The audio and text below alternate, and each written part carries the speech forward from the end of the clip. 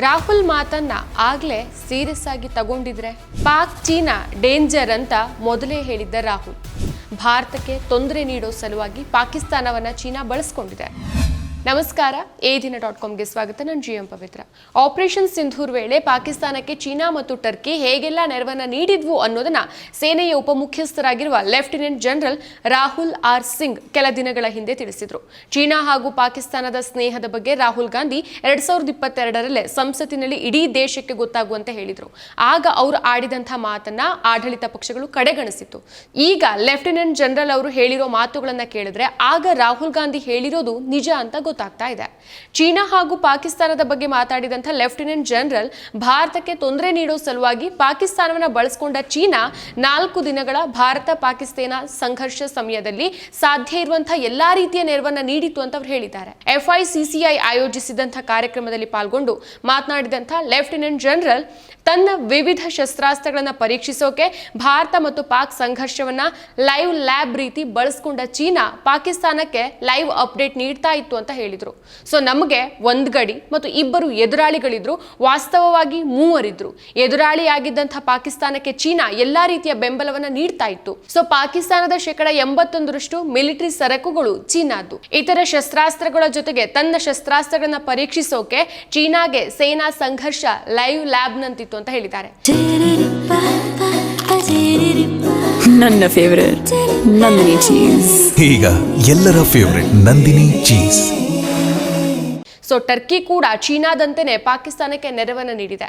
DGMO ಮಟ್ಟದ ಮಾತುಕತೆಗಳು ನಡೀತಾ ಇರುವಾಗ ನಮ್ಮ ಪ್ರಮುಖ ಯುದ್ಧ ವಿಮಾನಗಳ ಬಗ್ಗೆ ಚೀನಾದಿಂದ ಲೈವ್ ಅಪ್ಡೇಟ್ಗಳನ್ನ ಪಾಕಿಸ್ತಾನ ಪಡೆದಿತ್ತು ಅಂತ ತಿಳಿಸಿದ್ದಾರೆ. ಸೊ ಚೀನಾ ಪಾಕಿಸ್ತಾನಕ್ಕೆ ತಕ್ಕ ಎದುರೇಟ್ ಕೊಡೋಕೆ ದೃಢವಾದ ವಾಯು ರಕ್ಷಣಾ ವ್ಯವಸ್ಥೆಯ ಅಗತ್ಯ ಇದೆ ಅಂತ ಪ್ರತಿಪಾದಿಸಿದ ರಾಹುಲ್ ಅವರು ಈ ಬಾರಿ ನಾವು ಹೆಚ್ಚಿನದಾಗಿ ಗಮನ ಹರಿಸೋಕೆ ಸಾಧ್ಯ ಆಗಿಲ್ಲ, ಆದರೆ ಮುಂದಿನ ಬಾರಿ ನಾವು ಸಿದ್ಧರಾಗಿರಬೇಕು, ನಮಗೆ ದೃಢವಾದ ವಾಯು ರಕ್ಷಣಾ ವ್ಯವಸ್ಥೆ ಬೇಕು ಅಂತ ಹೇಳಿದ್ದಾರೆ. ಭಯೋತ್ಪಾದಕ ಮೂಲ ಸೌಕರ್ಯಗಳ ಮೇಲೆ ನಿಖರವಾದ ದಾಳಿ ನಡೆದ ಭಾರತೀಯ ಸಶಸ್ತ್ರ ಪಡೆಗಳನ್ನ ಶ್ಲಾಘಿಸಿದ ಲೆಫ್ಟಿನೆಂಟ್ ಜನರಲ್ ರಾಹುಲ್ ಅವರು ಆಪರೇಷನ್ ಸಿಂಧೂರ್ನಿಂದ ಕೆಲವು ಪಾಠ ಕಲ್ತಿದ್ದೇವೆ, ನಾಯಕತ್ವದಿಂದ ಬಂದಂತಹ ಕಾರ್ಯತಂತ್ರದ ಸಂದೇಶ ಸ್ಪಷ್ಟ ಆಗಿತ್ತು.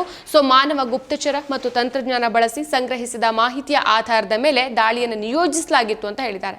ಸೊ ಹೀಗಾಗಿ 21 ಉಗ್ರರ ಮೂಲ ಸೌಕರ್ಯಗಳನ್ನ ಟಾರ್ಗೆಟ್ ಮಾಡಲಾಗಿತ್ತು. ಇದರಲ್ಲಿ 9 ಉಗ್ರರ ನೆಲೆಯನ್ನ ನಾವು ಧ್ವಂಸಗೊಳಿಸಿದ್ದೇವೆ ಅಂತ ಹೇಳಿದ್ರು. ಸೊ ಸೇನೆಯ 3 ವಿಭಾಗಗಳು ಸರಿಯಾದ ರೀತಿ ಕಳಿಸೋಕೆ ಈ ವಿಧಾನವನ್ನ ಅನುಸರಿಸೋಕೆ ನಿರ್ಧರಿಸಲಾಯಿತು ಅಂತ ಹೇಳಿದ್ದಾರೆ.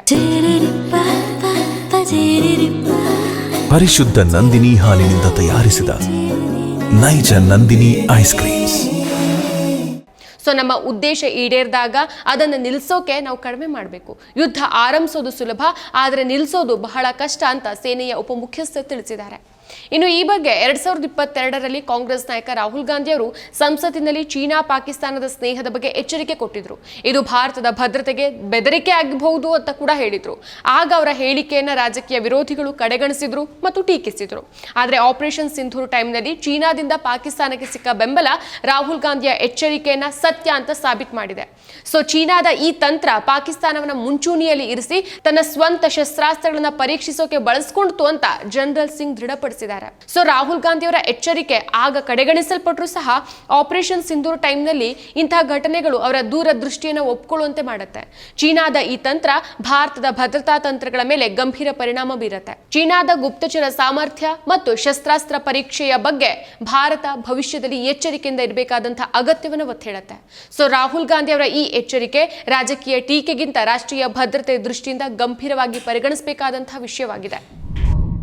ಮತ್ತಷ್ಟು ವಿಶೇಷ ವಿಡಿಯೋಗಳನ್ನು ನೋಡಲು ಮತ್ತು ಹೊಸ ವಿಡಿಯೋಗಳ ಬಗ್ಗೆ ತಿಳಿಯಲು ADina.com ಯೂಟ್ಯೂಬ್ ಚಾನೆಲ್ ಸಬ್ಸ್ಕ್ರೈಬ್ ಮಾಡಿ ಮತ್ತು ಬೆಲ್ ಐಕಾನ್ ಕ್ಲಿಕ್ ಮಾಡಿ.